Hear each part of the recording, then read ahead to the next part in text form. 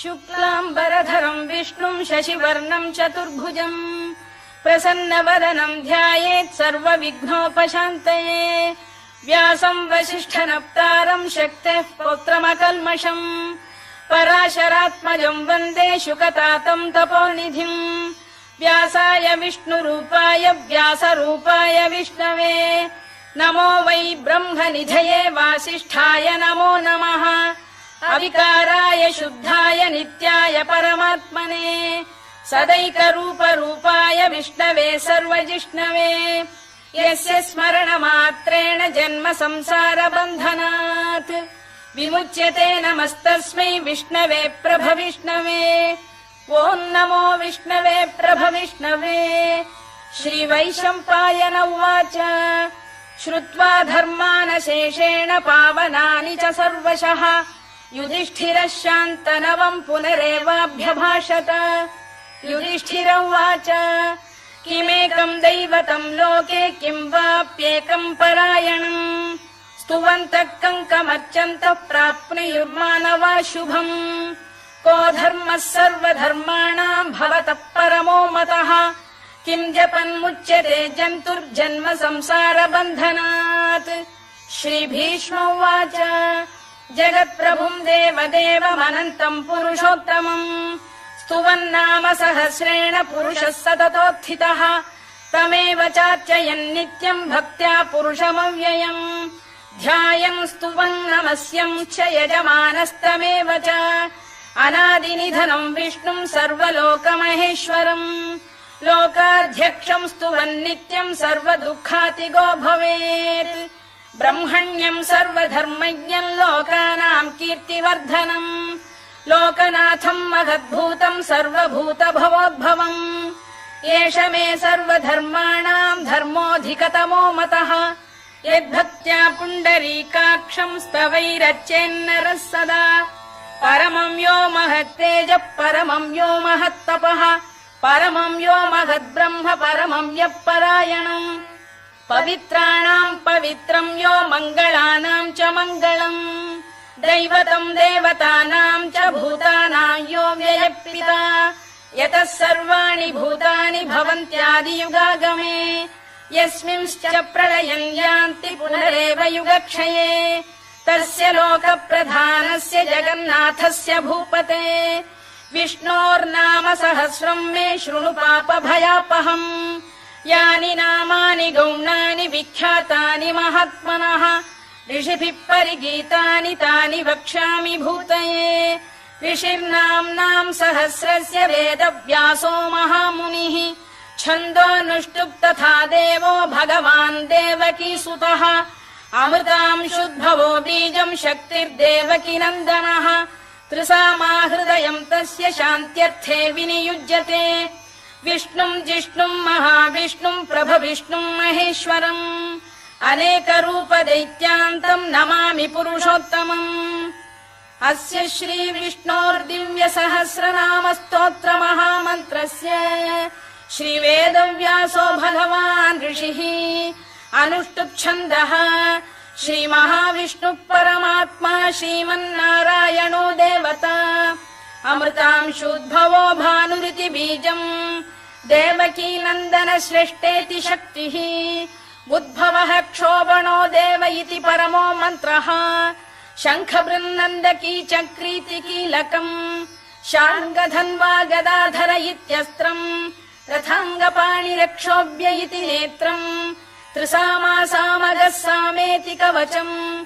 आनन्दम् परब्रह्मेति योनिः ऋतुः सुदर्शनकाल इति दिग्बन्धः श्रीविश्वरूप इति ध्यानम् श्रीमहाविष्णुप्रीत्यर्थे सहस्रनाम जपे विनियोगः ध्यानम् क्षीरोदन्वत्प्रदेशे शुचिमणिविलसत्सैकते मौक्तिकानाम् माला क्लुप्तासनस्थ स्फटिकमणिनिभैर्मौक्तिकैर्मण्डिताङ्गः शुभ्रैरभ्रैरदभ्रैरुपरि विरचितैर्मुक्तपीयूषवर्षैः आनन्दीन पुनीयादरिनलिन गदा शङ्खपाणिर्मुकुन्दः भूः पादौ यस्य नाभिर्वियदसुरनिलश्चन्द्रसूर्यौ च नेत्रे कर्णावाशा शिरोद्यौर्मुखमपि दहनो यस्य वास्तेयमब्धिः अन्तस्थम् यस्य विश्वम् सुरनरखगो भोगि गन्धर्व दैत्यैः चित्रम् रम्यते तम् त्रिभुवन वपुषम् विष्णुमीशम् नमामि ॐ नमो भगवते वासुदेवाय शान्ताकारम् भुजगशयनम् पद्मनाभम् सुरेशम् विश्वाधारम् गगनसदृशम् मेघवर्णम् शुभाङ्गम् लक्ष्मीकान्तम् कमलनयनम् योगिहृद्ध्यानगम्यम् वन्दे विष्णुम् भवभयहरम् सर्वलोकैकनाथम् मेघश्यामम् पीतकौशेयवासम् श्रीवत्साङ्कम् कौस्तुभोद्भासिताङ्गम् पुण्योपेतम् पुण्डरीकायताक्षम् विष्णुम् वन्दे सर्वलोकैकनाथम् नमः समस्तभूतानामादिभूताय भूभृते अनेकरूपरूपाय विष्णवे प्रभविष्णवे सशङ्खचक्रम् सकिरीटकुण्डलम् सपीतवस्त्रम् सरसीरुभेक्षणम् सहारवक्षस्थलशोभिकौस्तुभम् नमामि विष्णुम् शिरसा चतुर्भुजम् छायायाम् पारिजातस्य हेमसिंहासनोपरि आसीनमम्बुदश्याममायताक्षमलङ्कृतम् चन्द्राननम् चतुर्बाहुम् श्रीवत्साङ्कितवक्षसम् रुक्मिणी सत्यभामाभ्याम् सहितम् कृष्णमाश्रये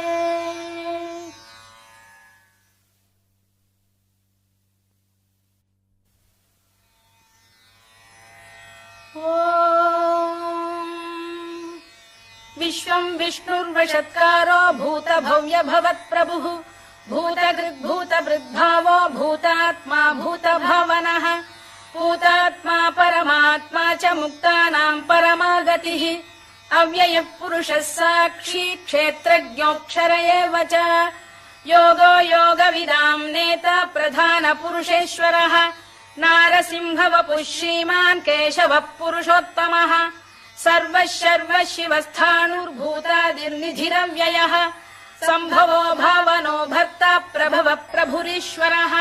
स्वयम्भूः शम्भुरादित्यः पुष्कराक्षो महास्वनः अनादिनिधनो धाता विधाता धातुरुत्तमः अप्रमेयो ऋषिकेशः पद्मनाभोऽमरप्रभुः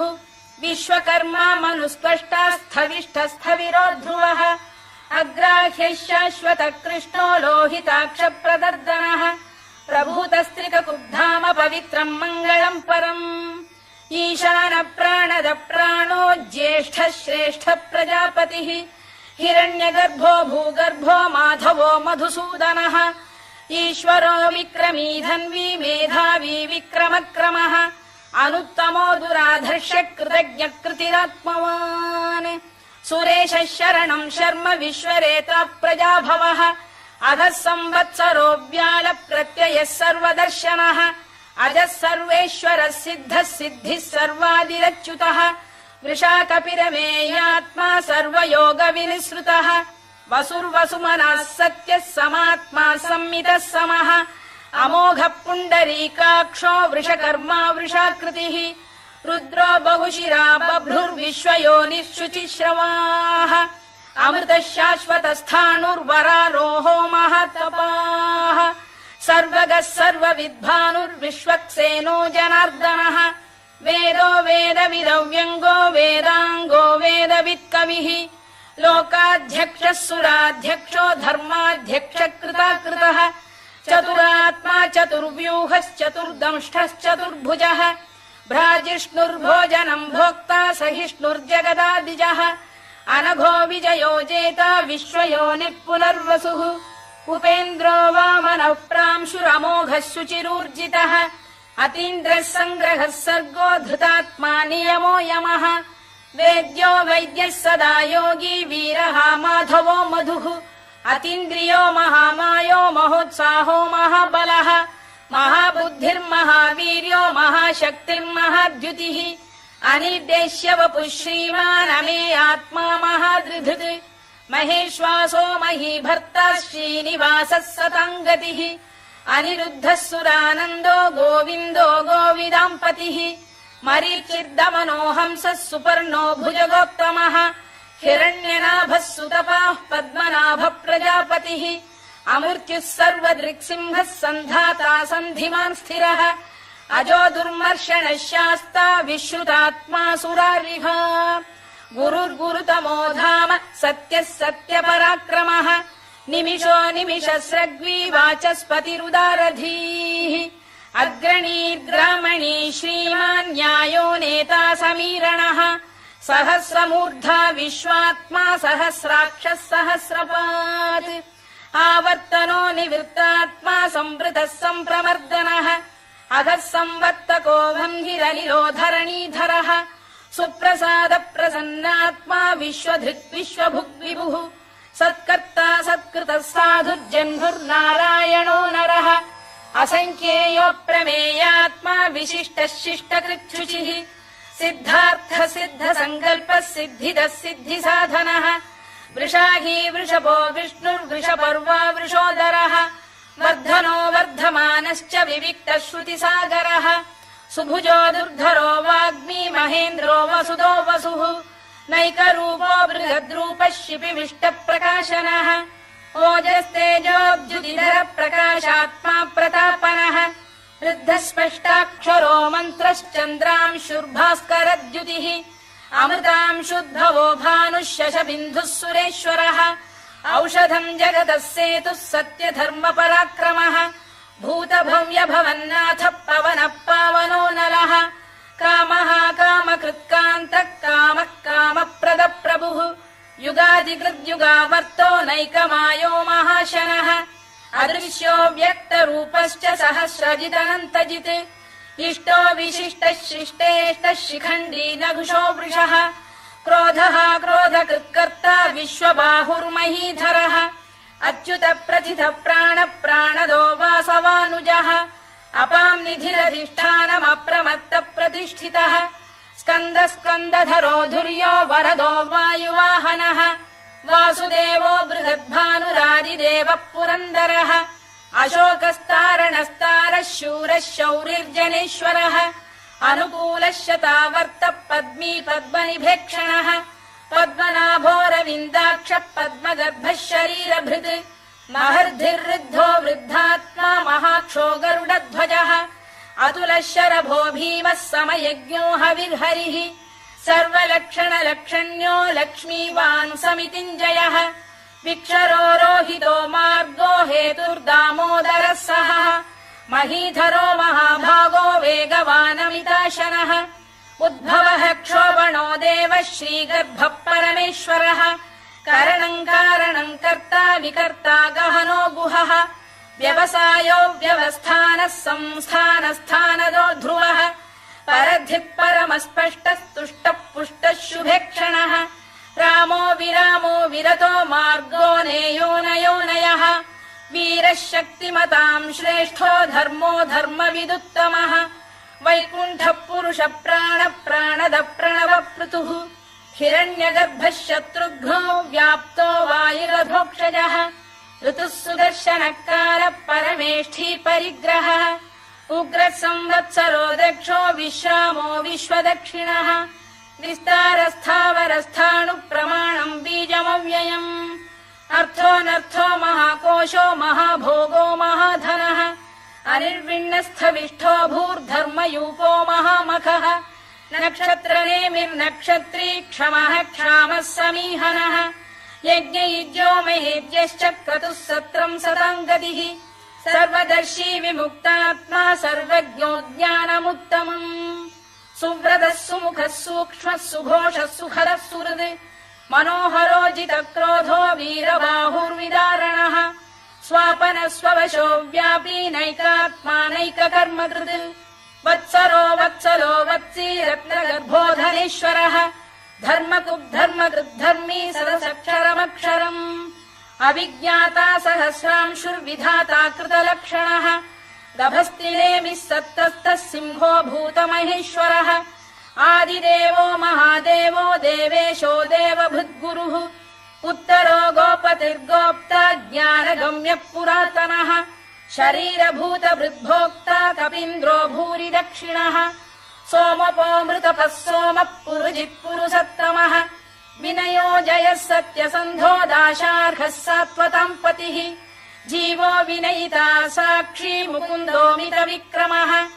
अम्भो निधिरनन्तात्मा महोदधिशयोऽन्तकः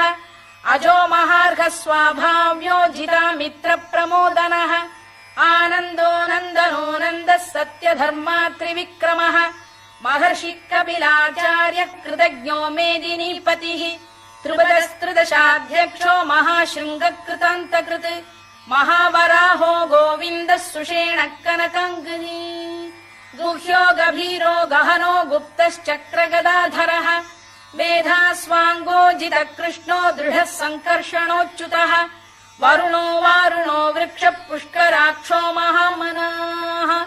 भगवान् बलहानन्दी वनमाली हलायुधः आदित्यो ज्योतिरादित्यः सहिष्णुर्गतिसत्तमः सुधन्वाखण्ड परशुर्दारुणो द्रविणप्रदः दिवस्पृक् सर्वदृक्व्यासो वाचस्पतिरयो निजः त्रिसामासामगः साम निर्वाणम् भेषजम् भिषज सन्न्यासकृच्छमः शान्तो निष्ठा शान्तिपरायणम् शुभाङ्गः शान्तिदः स्रष्टा कुमुदः कुवलेशयः गोहितो गोपतिर्गोप्ता वृषभाक्षो वृषप्रियः अनिवर्ती निवृत्तात्मा संक्षेप्ताक्षेमकृत् शिवः श्रीवत्सवक्षः श्रीवासः श्रीपतिः श्रीमताम्बरः श्रीरः श्रीशः श्रीनिवासः श्रीनिधिः श्रीविभावनः श्रीधर श्रीकर श्रेयः श्रीमान् लोकत्रयाश्रयः स्वक्षः स्वङ्गः शतानन्दो नन्दिर्ज्योतिर्गणेश्वरः विजितात्मा विधेयात्मा सत्कीर्तिश्छिन्न संशयः उदीर्णः सर्वतश्चक्षुरनीशः शाश्वतः स्थिरः भूषयो भूषणो भूतिर्विशोकः शोकनाशनः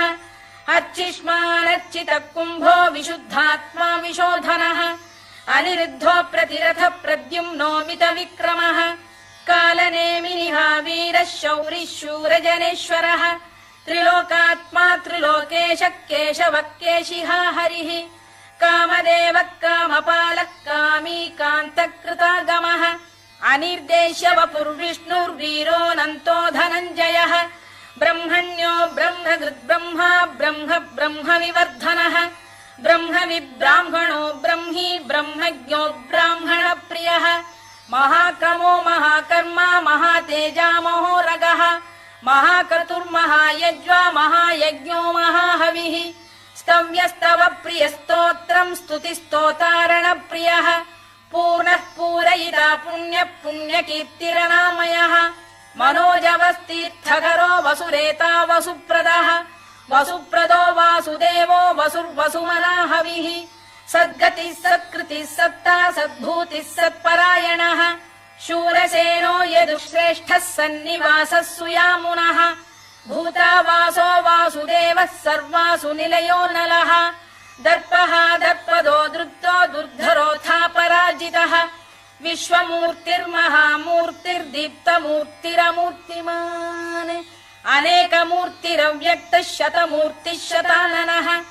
एकोनैकः स वक्क किम् यत्तत्पदमनुत्तमम् लोकबन्धुर्लोकनाथो माधवो भक्तवत्सलः सुवर्णवर्णो हेमाङ्गो वराङ्गश्चन्दनाङ्गदी वीरः विषमः शून्यो घृता क्षीरचरश्चलः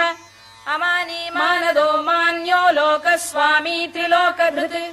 सुमेधा मेधजो धन्यः सत्यमेधाधराधरः तेजो वृषोद्युतिधरः सर्वशस्त्रभृताम्बरः प्रग्रहो निग्रहो व्यग्रो नैकशृङ्गो गदाग्रजः चतुर्मूर्तिश्चतुर्बाहुश्चतुर्व्यूहश्चतुर्गतिः चतुरात्मा चतुर्भावश्चतुर्वेदविदेकपात् समावर्तो निवृत्तात्मा दुर्जयो दुरधिक्रमः दुर्लभो दुर्गमो दुर्गो दुरावासो दुरारिः शुभाङ्गो लोकसारङ्गः सुतन्तुस्तन्तुवर्धनः इन्द्रकर्मा महाकर्मा कृतकर्मा कृतागमः उद्भवः सुन्दरः सुन्दो रत्ननाभः सुलोचनः अर्को वाजसनः शृङ्गी जयन्तः सर्वविजयी सुवर्णबिन्दुरक्षोभ्यः सर्ववागीश्वरेश्वरः महाह्रदो महागर्तो महाभूतो महानिधिः कुमुद कुन्दर कुन्द पर्जन्यः पावनो निलः अमृताशोऽमृतवपुः सर्वज्ञः सर्वतोमुखः सुलभः सुव्रतः सिद्धः शत्रुजिच्छत्रुतापनः न्यग्रोधोदुम्बरोश्चतश्चाणूरान्ध्रैषूदनः सहस्रार्चिः सप्तजिह्वः सप्तैधाः सप्तवाहनः अमूर्तिरनघोचिन्त्यो भयकृद्भयनाशनः अणुबृहत्कृशस्थूलो गुणभिर्निर्गुणो महान् अधृतस्वधृतस्वास्य प्राग्वंशो वंशवर्धनः भारभृत्कथितो योगी योगीशः सर्वकामदः आश्रमश्रमणः क्षामः सुपर्णो वायुवाहनः धनुर्धरो धनुर्वेदो दण्डो दमयिता दमः अपराजितः सर्वसहो नियन्ता नियमो यमः सत्त्ववान् सात्विकः सत्यः सत्यधर्मपरायणः अभिप्रायप्रियार्होः प्रियकृत्प्रीतिवर्धनः विहाय सगतिर्ज्योतिः सुरुचिर्कुतभुक् विभुः रविर्विरोचनः सूर्यः सवितारविलोचनः अनन्तो हुतभुग्भोक्ता सुखदो नैकजोऽग्रजः अनिर्विण्णः सदामर्षी लोकाधिष्ठानमद्भुतः सनात्सनातनतमः कपिलः कपिरव्ययः स्वस्तिदः स्वस्तिकृत् स्वस्ति स्वस्ति भुक् स्वस्ति दक्षिणः आरौद्रः कुण्डली चक्री विक्रम्यूर्जितशासनः शब्दातिकः शब्दसः शिशिरः शर्वरीकरः अक्रूरपेशलो दक्षो दक्षिणः क्षमिणाम्बरः विद्वत्तमो वीतभयः पुण्यश्रवणकीर्तनः उत्तारणो दुष्कृतिः पुण्यो दुःस्वप्ननाशनः वीरः रक्षणः सन्तो जीवनः पर्यवस्थितः अनन्तरूपोऽनन्तश्रीर्जितमन्युर्भयापहः चतुरश्रो गभीरात्मा विदिशो व्यादिशो दिशः अनाधिर्भूर्भुवो लक्ष्मी सुवीरो रुचिराङ्गदः जननो जनजन्मादिर्भीमो भीमपराक्रमः आधारनिलयो धाता पुष्पहास प्रजागरः ऊर्ध्वरः सत्पथाचार प्राणद प्रणवप्रणः प्रमाणम् प्राणनिलय प्राणभृत्प्राणजीवनः तत्त्वम् तत्त्वविदेकात्मा जन्म मृत्युजरातिगः भूर्भुवः स्वस्तरुस्तारः सविता प्रपितामहः यज्ञो यज्ञपतिर्यज्वा यज्ञाङ्गो यज्ञवाहनः यज्ञभृद्यज्ञकृद्यज्ञी यज्ञभुग्यज्ञसाधनः यज्ञान्तकृद्यज्ञगुह्यमन्नमन्नाद एव च आत्मयोनिः स्वयम् जातो वैखानः सामगायनः देवकीनन्दनः स्रष्टा क्षितीशः पापनाशनः शङ्खबृन्नन्दकी चक्री शार्ङ्गधन्वा गदाधरः तथाङ्गपाणिरक्षोभ्यः सर्वप्रहरणायुधः सर्वप्रहरणायुधवो नम इति वनमाली गरीशाङ्गी शङ्खी चक्री च नन्दकी श्रीमान्नारायणो विष्णुर्वासुदेवोऽभिरक्षतु वनमाली गरीशाङ्गी शङ्खी चक्री च नन्दकी श्रीमान्नारायणो विष्णुर्वासुदेवोऽभिरक्षतु वनमाली गरीशाङ्गी शङ्खी चक्री च नन्दकी श्रीमान्नारायणो विष्णुर्वासुदेवोऽभिरक्षतु इतीदम् कीर्तनीयस्य केशवस्य महात्मनः नाम्नाम् सहस्रम् दिव्यानामशेषेण प्रकीर्तितम् य इदम् शृणुयान् नित्यम् यश्चापि परिकीर्तयेत् नाशुभम् प्राप्नुयात् किञ्चित् सोमुत्रेह च मानवः वेदान्तको ब्राह्मणः स्यात् क्षत्रियो विजयी भवेत् वैश्यो धनसमृद्धः स्यात् शूद्रः सुखमवाप्नुयात् धर्मार्थी प्राप्नुयात् धर्ममर्थार्थी चार्थमाप्नुयात् कामानवाप्नुयात् कामी प्रजार्थी चाप्नुयात् प्रजाम् भक्तिमान् यः सदोत्थाय शुचिस्तद्गतमानसः सहस्रम् वासुदेवस्य नाम्नामेतत् प्रकीर्तयेत् यशः प्राप्नोति विपुलम् याति प्राधान्यमेव च अचलाम् श्रियमाप्नोति श्रेयः प्राप्नोत्यनुत्तमम् न भयम् क्वचिदाप्नोति वीर्यम् तेजश्च विन्दति भवत्यरोगोद्युतिमान् बलरूपगुणान्वितः रोगार्तो मुच्यते रोगात् बद्धो मुच्येत बन्धनात् भयान्मुच्येत भीतस्तु मुच्येतापन्न आपदः दुर्गाण्यतितरत्याशु पुरुषः पुरुषोत्तमम्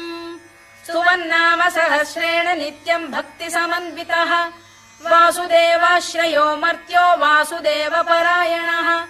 सर्वपापविशुद्धात्मा याति ब्रह्म सनातनम् न वासुदेव भक्तानामशुभम् विद्यते क्वचित् जन्म मृत्युजरा व्याधि भयम् नैवोपजायते इमम् स्तवमधीयानः श्रद्धा भक्तिसमन्वितः युज्येतात्मसुखक्षान्ति श्रीधृतिस्मृतिकीर्तिभिः न क्रोधो न च मात्सर्यम् न लोभो न शुभा मतिः भवन्ति कृतपुण्यानाम् भक्तानाम् पुरुषोत्तमे द्यौः स चन्द्रार्कनक्षत्राखम् दिशो भूर्महो दधिः वासुदेवस्य वीर्येण विधृतानि महात्मनः ससुरासुरगन्धर्वम् स यक्षोरगराक्षसम् जगत्वशे वर्ततेदम् कृष्णस्य सचराचरम् इन्द्रियाणि मनो बुद्धिः सत्त्वम् तेजो बलम् धृतिः वासुदेवात्मकान्याहुः क्षेत्रम् क्षेत्रज्ञ एव च सर्वागमानामाचार प्रथमम् परिकल्पते आचार प्रभवो धर्मो धर्मस्य प्रभुरच्युतः ऋषयः पितरो देवा महाभूतानि धातवः जङ्गमा जङ्गमम् चेदम् जगन्नारायणोद्भवम् योगो ज्ञानम् तथा साङ्ख्यम् विद्या शिल्पादिकर्म च वेदाः शास्त्राणि विज्ञानमेतत् सर्वम् जनार्दनात् एको विष्णुर्महद्भूतम् पृथग्भूतान्यनेकशः त्रीन् लोकान् व्याप्य भूतात्मा भुङ्क्ते विश्वभुवव्ययः इमम् स्तवम् भगवतो विष्णोर्व्यासेन कीर्तितम्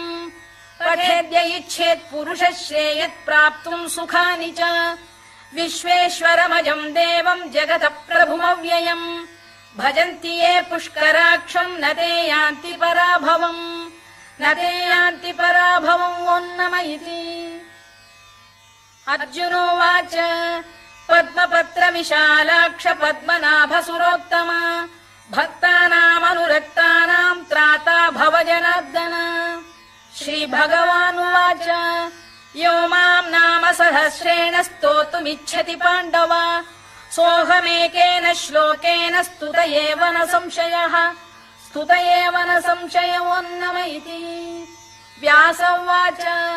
वासनाद्वासुदेवस्य वासितम् भुवनत्रयम् सर्वभूतनिवासोऽसि वासुदेव नमोऽस्तु ते वासुदेव नमोऽस्तु ते ओम् नम इति पार्वत्युवाच केनोपायेन लघुना विष्णोर्नाम सहस्रकम् पठ्यते पण्डितैर्नित्यम् श्रोतुमिच्छाम्यहम् प्रभो ईश्वर उवाच श्रीराम राम रामेति रमे रामे मनोरमे सहस्रनाम तत्तुल्यम् राम नाम वरानने श्रीराम राम रामेति रमे रामे मनोरमे सहस्रनाम तत्तुल्यम् राम नाम वरानने श्रीराम राम रामेति रमे रामे मनोरमे सहस्रनाम तत्तुल्यम् राम नाम वरानने राम नाम वरानन ओम् नम इति ब्रह्मोवाच नमोऽस्त्वनन्ताय सहस्रमूर्तये सहस्रपादाक्षि शिरोरुबाहवे सहस्रनाम्ने पुरुषाय शाश्वते सहस्रकोटियुगधारिणे नमः सहस्रकोटियुगधारिणे नम ओम् नम इति सञ्जय उवाच यत्र योगेश्वर कृष्णो यत्र पार्थो धनुर्धरः तत्र श्रीर्विजयो भूतिर्ध्रुवानीतिर्मतिर्मम श्रीभगवानुवाच अनन्याश्चिन्तयन्तो मां ये जनाः पर्युपासते तेषाम् नित्याभियुक्तानां योगक्षेमम् वहाम्यहम् परित्राणाय साधूनां विनाशाय च दुष्कृताम् धर्म संस्थापनार्थाय सम्भवामि युगे युगे आर्ता विषण्णाः शिथिलाश्च भीता घोरेषु च व्याधिषु वर्तमानाः संकीर्त्य नारायण शब्दमात्रम् विमुक्त दुःखाः सुखिनो भवन्तु कायेन वाचा मनसेन्द्रियैर्वा बुद्ध्यात्मना वा प्रकृते स्वभावात् करोमि यद्यत् सकलम् परस्मै नारायणायेति समर्पयामि।